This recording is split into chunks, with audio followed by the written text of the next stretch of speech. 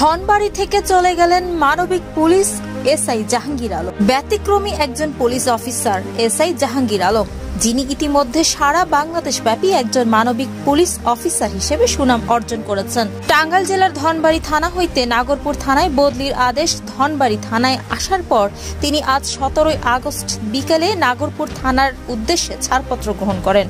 2022 সালে তিনি ধনবাড়ী থানায় যোগদান করার পর সরকারি ডিউটির পাশাপাশি বিভিন্ন মানবিক কাজ করে অনেক প্রশংসা কুড়িয়েছেন। তার বদলির সংবাদ এলাকায় জানাজানি হলে ধনবাড়ী সহ পার্শ্ববর্তী গোপালপুর, মধুপুর, সরিষাবাড়ি, জামালপুর হতে বিভিন্ন শ্রেণী পেশার মানুষ আজ তার সাথে দেখা করতে আসেন। বর্তমান সময়ে একজন পুলিশ অফিসারের জন্য এটা একটা বিশেষ অর্জন। এসআই জাহাঙ্গীর আলম সামাজিক যোগাযোগ মাধ্যমে বেশ পরিচিত। ফেসবুক এবং ইউটিউবে জনসচেতনতামূলক কিছু ভিডিও পোস্ট করে তিনি ব্যাপক আলোচিত। গ্রামের প্রান্তিক মানুষগুলো তার ভিডিও দেখে অনেক উপকৃত হয়।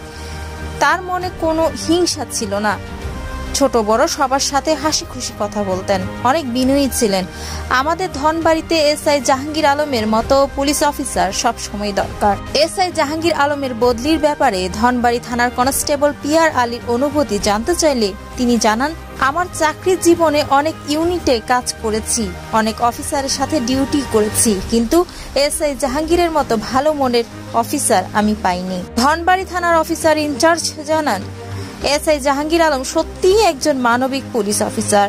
যদিও তার মতো অফিসার খুবই প্রয়োজন, কিন্তু বদলি তো একটা প্রশাসনিক স্বাভাবিক প্রক্রিয়া। মৌমিতা তন্নি, টিপিসি নিউজ 24, ঢাকা।